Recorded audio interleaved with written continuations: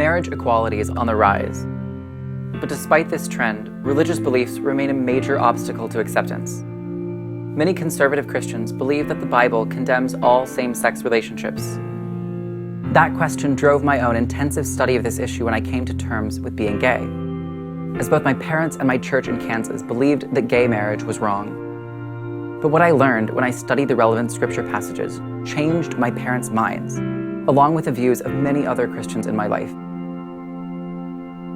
There are 6 passages in the Bible that refer to same-sex behavior, 3 in the Old Testament and 3 in the New Testament.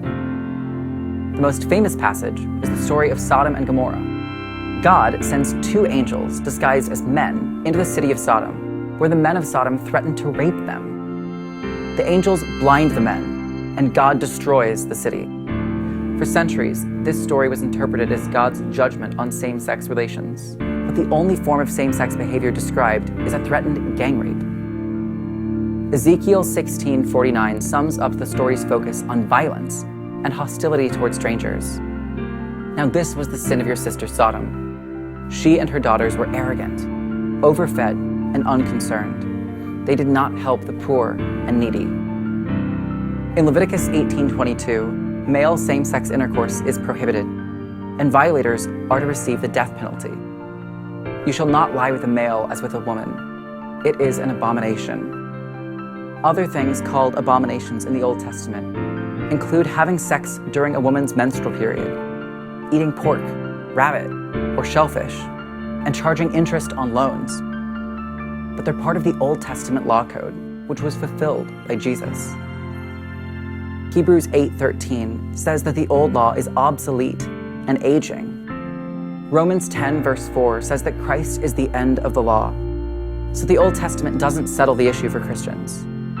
But let's look to the New Testament, which contains the longest reference to same-sex behavior in the Bible.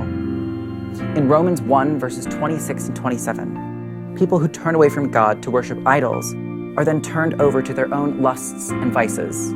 Even their women exchanged natural sexual relations for unnatural ones.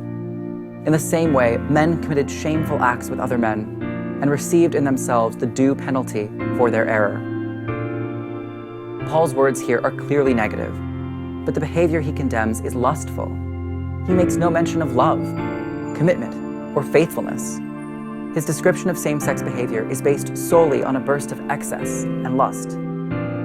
In the ancient world, same-sex behavior mainly occurred between adult men and adolescent boys, between masters and their slaves, or in prostitution. Most of the men engaged in those practices were married to women, so same-sex behavior was widely seen as stemming from out-of-control lust, a vice of excess, like gluttony or drunkenness. And while Paul labels same-sex behavior unnatural, he says in 1 Corinthians 11:14 that for men to wear their hair long also goes against nature. And most Christians interpret that as a reference to cultural conventions. In the last 2 likely references to same-sex behavior in the Bible, 2 Greek words, malakoi and arsenokoitai, are included in lists of people who will not inherit God's kingdom.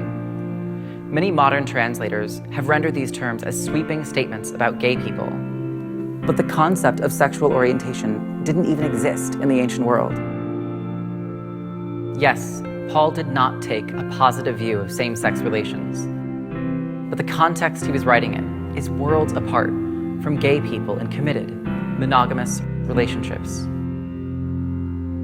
The Bible never addresses the issues of sexual orientation or same-sex marriage, so there's no reason why faithful Christians can't support their gay brothers and sisters. It's time. If you'd like to learn more, check out my new book, God and the Gay Christian. Then sign up with the Reformation Project to make a difference in your church.